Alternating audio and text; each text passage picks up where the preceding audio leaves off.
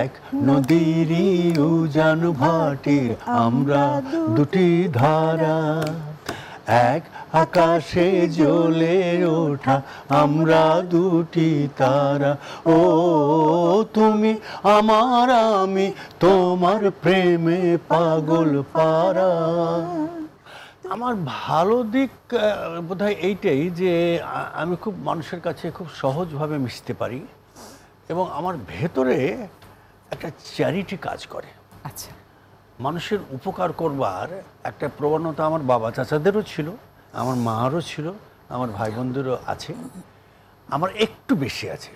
যার জন্য মন্দ মন্দ হলো কি যে আমি কিন্তু মন্দ দিকটা বলি, আমার আরও অনেক ইংরেজি একটা শব্দ ব্যবহার করি, ক্যারিয়ারিস্ট হওয়া উচিত ছিল। আচ্ছা, আমার ভেতরে যা গুণাবলী কিংবা প্রতিভা ছিল তার থেকে অনেক বেশি বৈষয়িক ক্ষেত্রে বেশি হওয়া উচিত। আবিদা সুলতানার বিশেষ গুণ, এক কথায় আবিদা সুলতানার বিশেষ গুণ আপনার দৃষ্টিতে? ওনার গুণ তো গানের কথা বলেইছি। হ্যাঁ, খুবই ভালো, চমৎকার গান তো উনি শিল্পী। একে একে আসছি। গুণাবলী যেমন ধরুন, এই ধরনের শিল্পীরা সাধারণত সংসারের দিকে নজর থাকে না, কিন্তু প্রচণ্ড সাংসারিক, খুব গুছানো। আমি একটু অগোছালো, ও খুব গুছানো, এবং ওই সেইটাই আত্মীয় স্বজনের প্রতি খুব দায়িত্বশীল। এইগুলো জিনিস খুব ভালো ভালো জিনিস সবসময় হয়। আরেকটি কথা, আবিদা সুলতানাকে বাদ দিয়ে আপনাকে যদি বলি যে প্রিয় নারী কণ্ঠশিল্পী, অপশন যদি দিই, রুনা লায়লা, সাবিনা ইয়াসমিন, শাম্মী আক্তার, তিনজনের মধ্যে থেকে প্রিয় শিল্পীকে? আবিদা সুলতানা প্রিয় শিল্পী এর তিনজনই আমার অত্যন্ত প্রিয় শিল্পী। খুবই ডিপ্লোম্যাটিক অ্যান্সার।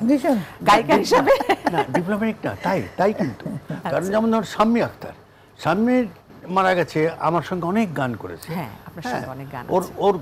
ওর গলার তীক্ষ্ণতাটা একরকম, রুনা লায়লা তীক্ষ্ণতা একরকম, সাবিনা ইয়াসমিনের গায়কী, মেলোডি অসাধারণ। তিনজনই অত্যন্ত গুণী শিল্পী, তিনজনের।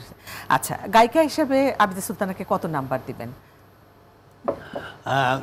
গায়িকা হিসেবে দেব ধরুন 97, 96। স্ত্রী হিসাবেও ওরকম। আচ্ছা, নিজের কোন গুণটি আবিদা আপার কাছে স্পেশাল আপনার কাছে মনে হয়? আবিদা আপা স্পেশালি আপনাকে করে? স্পেশালি আমাকে যেটা বোধহয় গানই হবে। আর সংসারের ক্ষেত্রে অত এফিশিয়েন্ট লোক আমি নই, এটা তো বলেইছি। আর মানে গান হিসেবে বললাম না, গায়ক হিসাবে। আর আরেকটা জিনিস অ্যাপ্রিসিয়েট করে আমার সেন্স অফ হিউমার। জি, আর জীবনের প্রাপ্তি অপ্রাপ্তি কি আছে? দেখুন, অপ্রাপ্তি তো মানুষের থাকেই, পৃথিবীতে এলে দুঃখ, সুখের সঙ্গে দুঃখ এবং অপ্রাপ্তি তো থাকেই। সেগুলো খুব ক্যাটেগরাইজ করা খুব মুশকিল যে আমি এটা পেলাম। অনেক ধন্যবাদ, অনেক প্রশ্ন উত্তর দিয়ে দিয়েছেন, আর যাব না। আবিদা আপা, এবার আপনাকে একটু আপনার কাছে আসি। আপনাকে সবাই কেন চিরসবুজ গায়িকা বলে? আসলে ওইটাই হতে পারে যে আমি মেনটেন করেছি সিঙ্গিংটা, আমি প্র্যাকটিস করেছি রেগুলার। প্র্যাকটিসটা থাকলে আর পড়ে যাওয়ার ভয়টা থাকে না।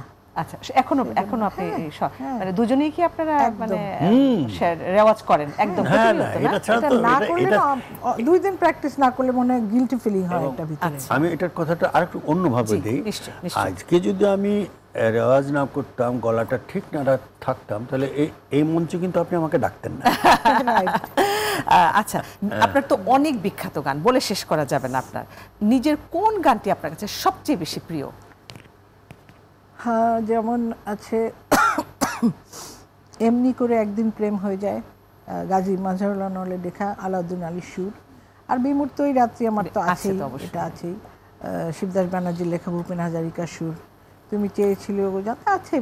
আসলে সব গানই আমার প্রিয়, কারণ আমার একটা সমস্যা হলো আমি কোনোদিন নকল গান করিনি, আর যে গানগুলো আমার ভালো লেগেছে সেগুলোই আমি গেয়েছি। জি, তো সবই আমার ভালো লাগে। আপনাকে নিয়ে কেউ যদি সমালোচনা করে, সেটাকে আপনি কিভাবে দেখেন? আমি তো বুঝতে পারি কিছু, আমি কেমন গেয়েছি, কোথায় আমার ভুল, কোথায় কারেক্ট সমালোচনা করলে আমি অ্যাপ্রিশিয়েট করি, বাট উল্টাপাল্টা সমালোচনা করলে তখন আমার মন খারাপ হয়ে যায়। আপনার ভালো মেজাজও মন্দ খারাপ কোন হয়ে যায়। দিকটা আপনারা একটু বলবেন, আপনার ভালো দিক কোনটার, মন্দ দিক? আমার ভালো দিক হলো আমি অসম্ভব ভালো একটা মেয়ে। ভালো, খুব ভালো কথা। আর মন্দ কিছু নেই তাহলে? মন্দ সেটা তো রফিকুল আলম বলবে। আচ্ছা। ইদানিং একটু মেজাজ বেশি গরম হয়ে যায়, আচ্ছা এটা আচ্ছা বুঝতে পারি। আচ্ছা। আর রফিক ভাইয়ের বিশেষ গুণ আপনার কাছে কোনটা, মানে স্পেশাল? ওই যে সেন্স অফ হিউমার, তারপরে সিঙ্গিং, তারপরে ভদ্র মানুষ, একজন ভদ্র সভ্য মানুষ। আচ্ছা, আপনার কাছে একই প্রশ্ন, প্রিয় মানে পুরুষ কণ্ঠশিল্পী রফিক ভাই ছাড়া, রফিক সুবীর ভাই নন্দী, বাদে? আব্দুল হাদী আছেন, খুরশিদ আলম আছেন, মাহমুদুন নবী আছেন, ওরা সবাই তো লেজেন্ড। সবাই লেজেন্ড, কিন্তু উনি যে ধরনের গান করে, সুবীর দা ওই ধরনের গান করতেন। আরেকজন হচ্ছে নিয়াজ মোহাম্মদ চৌধুরী, নিয়াজ মোহাম্মদ চৌধুরী, ওই একই ধরনের গান করে, তো এই ধরনটা আমার খুব প্রিয়। তো সুতরাং আমি দুজনের নাম বলবো, নিয়াজ ভাই আর সুবীর দা। আবিদ আপাও কিন্তু বেশ ডিপ্লোম্যাটিক কথা বলে। গায়ক হিসেবে রফিকুল আলমকে কত নাম্বার দিবেন এবং স্বামী হিসেবে কত নাম্বার দিবেন? স্বামী হিসাবে 0। হইতেই পারে না, 47 বছর সংসারের 0 হতেই পারে খুব না। অ্যাবসেন্ট মাইন্ডেড তো।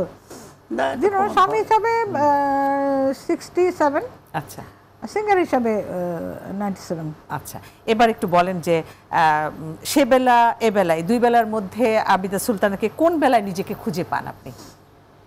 মানে সেই আগেকার আর এখনকার? এখন, হ্যাঁ।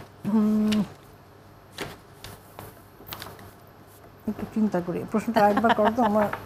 মানে সে বেলা এবং এ বেলা, হ্যাঁ। মানে কোন বেলায় নিজেকে আপনি খুঁজে পান আর কি, মানে কোন সময়টা আপনাকে বেশি? ছেলেবেলা এবং জি, এখনকার? জি। ছেলেবেলা তো না, শিশুকাল। না, আমি মানে বুঝতে পারছি না। এনজয়, মানে আপনি কোন বেলাটাকে বেশি আপনি মানে ওকে, বেশি এনজয় করি। এনজয় করেন? আসলে সেবেলা যদি বলো, যদি ছোটবেলার কথা বলো, তখন তো বিশেষ করে ঈদের কথা বলি, যে ঈদের সময় যে কি এনজয় করেছি। ঈদের সময় দৌড়ে বেরিয়ে গেছি, ড্রেস চেঞ্জ করেছি, পরপর এসে যে যেখানে ইচ্ছা খাচ্ছি, যেখানে ইচ্ছা যাচ্ছি, তো এর বাসায় ওর বাসায়। এবেলা তো সেটা সম্ভব না। আর যখন থেকে আমাকে মানুষ চিনতে শুরু করলো, তখন থেকেই কিন্তু আমি বেশ হয়ে গেছি, একটু ঘরকনা টাইপের হয়ে গেছি। মানে গেলেই সবাই চিনে ফেলে। ছোটবেলাটাই ভালো ছিল, ছোটবেলাটা অনেক বেটার, অনেক ভালো ছিল। এবার দুজনের একদম শেষ পর্যায়ে চলে আসছে, অসংখ্য ধন্যবাদ এবং দুজনকে আবার ঈদ মোবারক। এবং দুজনের একটি বিখ্যাত গান আছে, এক নদীর উজান ভাটির, একটু গাইতে গাইতে যদি অনুষ্ঠানটা আমরা শেষ করি। তার আগে আমি একটু বিদায় নিয়ে দিচ্ছি দর্শকদের। আচ্ছা, একটু ছোট্ট করে একটা কথা বলবে, এই গানটার একটা হিস্ট্রি আছে।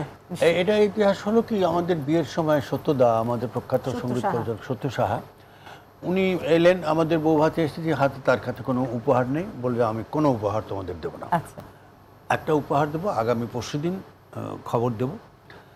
ঠিক আছে। তিনি বললেন যে এরকম এই যে আগামীতে যে ছবিটা আসবে, সেখানে তোমরা তো একসঙ্গে কোনোদিন দ্বৈত গান ছায়াছবিতে করোনি, আমার এইটি হবে তোমাদের জন্য উপহার, যেটা চিরকাল থেকে যাবে। এবং এই গানটা অনেক পপুলার কিন্তু গানটা। প্লিজ আপনারা যদি একটু গাইতেন। তার আগে একটু দর্শকদের কাছ থেকে বিদায় নিয়ে নিই। প্রিয় দর্শক, আমরা এতক্ষণ কথা বলছিলাম ঈদের বিশেষ আয়োজনের বাংলা টকে জনাব রফিকুল আলম এবং আবিদা সুলতানার সাথে। নিশ্চয়ই আপনারা এতক্ষণ আমাদের সঙ্গে ছিলেন এবং এনজয় করেছেন, এবং ওনাদের অনেক অজানা কথা আপনাদের কাছে এই ছোট্ট সময়ের মধ্যে আপনাদের কাছে উপস্থাপন করতে পেরেছি। নিশ্চয়ই আপনারা আমাদের সঙ্গে ছিলেন এবং আপনারা উপভোগ করেছেন। আমরা বিদায় নিচ্ছি। বিদায় নেওয়ার আগে আমরা একটি মিষ্টি গান শুনতে শুনতে বিদায় নিব।